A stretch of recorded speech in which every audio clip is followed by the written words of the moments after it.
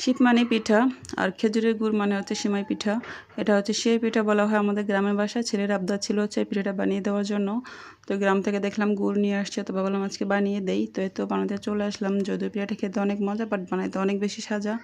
আমার এই পিঠাগুলো বানাইতে আমার প্রায় 2 ঘন্টা বেশি সময় লাগছে। গ্রামে হচ্ছে আমার চাচিরা কিন্তু এগুলো খুবই স্পিডে করতে পারে তারা, বাট আমি তাড়াতাড়ি করতে পারি না। তো যাই হোক, পিঠাগুলো বানিয়ে নিয়েছি। এখানে হচ্ছে আমি এখন দুধ জাল করে নিব। এখানে চলে আসছে দারচিনি, এলাচ, তেজপাতা দিয়ে আমি হচ্ছে দুধ জাল করে নিচ্ছি। এখানে দুধটা একটু বলক আসলে হচ্ছে আমি পিঠাগুলো এটার ভিতর দিয়ে দিচ্ছি। পিঠাগুলো দেওয়ার পর এটা কিছুক্ষণ জাল করে নেব, যতক্ষণে পিঠাটা আর কি সিদ্ধ হয়ে যায় ভালো করে। এ তো পিঠাগুলো হচ্ছে আমি দিয়ে দিয়েছি। এখন এটা ভালো করে জাল করে নিব। দেন হচ্ছে এটার ভিতরে আমি খেজুরের গুড় অ্যাড করব। আর খেজুর গুড়টাকে গ্রাম থেকে নিয়ে আসা হয়েছিল। খেজুর গুড়টা অনেক বেশি ভালো পড়েছে আলহামদুলিল্লাহ। একদম ফ্রেশ ছিল খেজুর গুড়টা, কোনো প্রকার ভেজাল ছাড়া। এ তো দেখতেই পাচ্ছেন কি সুন্দর একটা কালার খেজুরের গুড়ের। তো খেজুর গুড়টা এখন হচ্ছে আমি দিয়ে দিব। আমার হচ্ছে পিঠাটা সিদ্ধ হয়ে গেছে, এখনই দিয়ে দিব। আর এটা দেওয়ার পর হচ্ছে দুধটা কিন্তু আমার একদম ফাটে নাই, আপনারা দেখতেই পাবেন।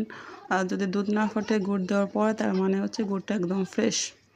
এতো আমি হচ্ছে এখানে কিছু পাটালিও দিয়েছিলাম অল্প একটু, মানে কালার আসে নাই, মিষ্টি হয়ে গেছিলো। তারপর হচ্ছে এটাও দিলাম। জানি তো আমার রান্না করা প্রায় অলমোস্ট হয়ে আসছে। দুধটা কিন্তু একদমই ফাটে নাই, একদমই সুন্দর আছে। তাই তো পিঠাটা বানানো শেষ, এখন খাবার পালা। ভালো থাকবেন সবাই, আল্লাহ হাফেজ।